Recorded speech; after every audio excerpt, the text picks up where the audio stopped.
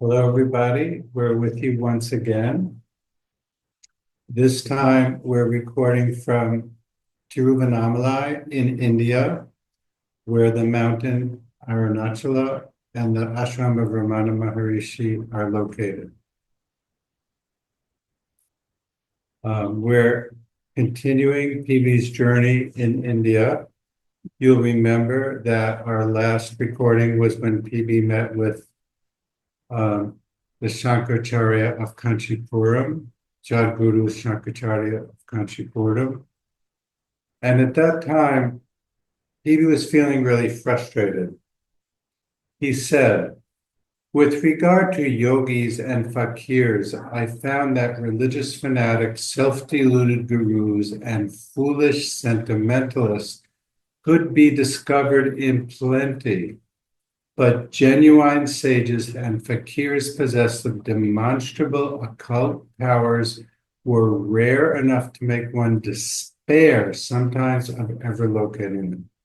So PB was discouraged, to put it mildly. Much later in the notebooks, he said, when the pupil is ready, the master appears.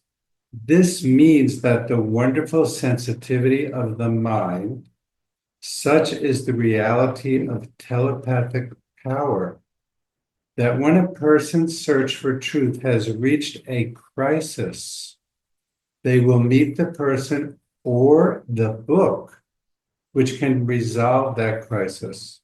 But the crisis itself must be filled with uncertainty and doubt, with helplessness and despair, before the mysterious forces of the overself will begin to move towards their person's relief.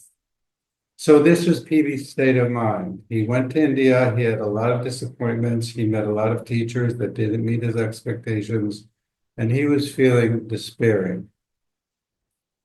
Then he met the yogi of the Adyar River named Yogi Brahma, who we also spoke about. And the yogi gave PB a ring. This was a very advanced hatha yogi, and PB had decided that wasn't his path, the path of physical transformation. yoga. Yeah. So Brahma gave him a ring, and PB said, the tides of my quest turned soon after a strange ring was given to me by the man whom I call in my book the anchorite of the Adyar River. Thereafter, I experienced no difficulty in meeting objects of my quests. So things turned in PB's favor. Seems that this ring was really helping him, even if he wasn't looking for to any object, correct? But Right. PB wasn't looking for the yogi to give him anything, but somehow this ring had some mysterious power. So now people starts having success. First, he meets, as we said, the sage who never speaks, who we spoke about. And then he's the first Westerner ever to have an audience with the spiritual head of South India, whose title is Jadguru Bhagavan Shankaracharya of Kanchipuram. The Shankaracharya was the head of one of the 5 spiritual centers founded by Adi Shankara, the founder of Advaita Vedanta. Now, we read before how PB was disillusioned, and he met all these people who wanted them to meet their teachers. Like each of them thought, my teacher is the best, you have to meet my teacher. So he actually had an opportunity to meet Ramana Maharishi, but one of them, correct, was a student of Ramana. by one of these enthusiastic disciples.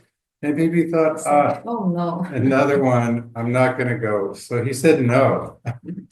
Then he goes to Shankaracharya, and Shankaracharya says, I can't be your teacher, but you must promise me that you will go see Ramana, because he is what you're looking for. And he could help you. He could help you and give you what you're looking for. So PB realizes, oh my goodness, that was the person that this other person wanted to meet me to meet. So he finds that person again, and he sets out for Tiruvannamalai. He travels on the train a long, long way. And then remember, Now we're here. There's taxi cabs, there's motorcycles, there's rickshaws, there's all kinds of transportation. I was going to say that we didn't have to take a train. We are just here in the same place of PB, but with all this modernity, you could take a flight, everything is so easy and quickly. So 95 years ago, Bibi had to get off the train and get in a cart pulled by a bull Mhm. that took him slowly, slowly for many hours across the fields. So he was traveling 24 hours without sleep when he got here. And he goes into the ashram, which at that time is very small. You could say it's very sleepy, it's very unknown. Ramana is not famous. Only a few people locally know about him, and he says when he sees Ramana, there is something in this man which holds my attention as steel filings are held by a magnet. I cannot turn my gaze away from him. My initial bewilderment, my perplexity at being totally ignored, slowly fade away as the strange fascination begins to grip me more firmly. But it is not until the second hour of the uncommon scene that I become aware of a silent, restless change which is taking place within my mind. One by one, the questions which I have prepared in the train with such meticulous accuracy drop away. For it does not now seem to matter whether I ask them or not. And it does not seem to matter whether I solve the problems which have troubled me until now.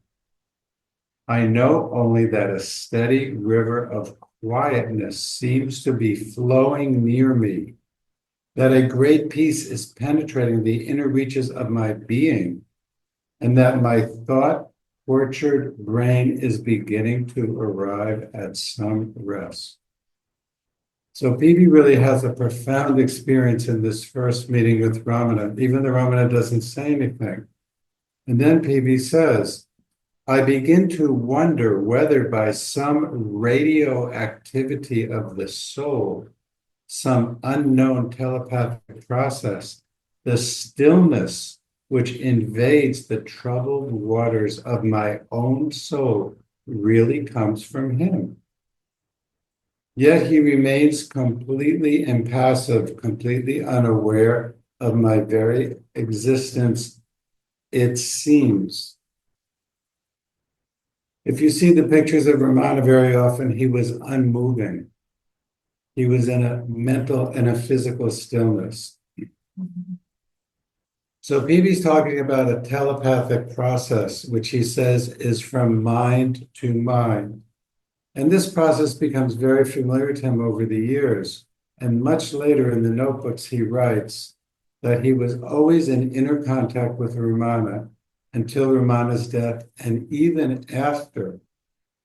So they didn't need to be in physical contact. We'll see some examples of this soon.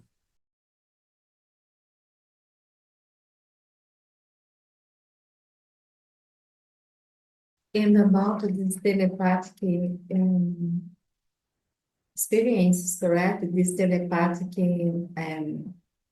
relationship with the teacher, he say also you could have this telepathic through the books, through the writing, and he say this is more important than, for example, the example of a life of the teacher or this really is or the even the what people speak about the teacher, but this telepathic contact is a deeper inner relationship that's so important and is forever, correct? Forever. So Bibi writes his books with his mind. And if we study his words, through his words, we come in contact with his mind, and we can have that telepathic relationship with him even now.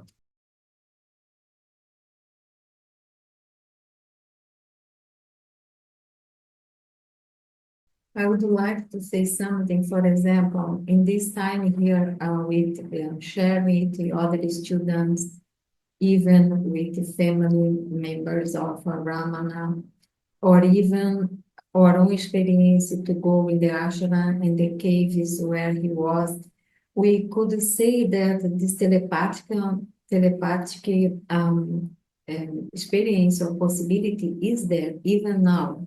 That's what the people tell us, and that also what we experience, like being in his presence in the places where he stayed, because as he told before he left the body, the people asking him where he's going, say, where do you think I Not could going go? anywhere. I'm not going anywhere.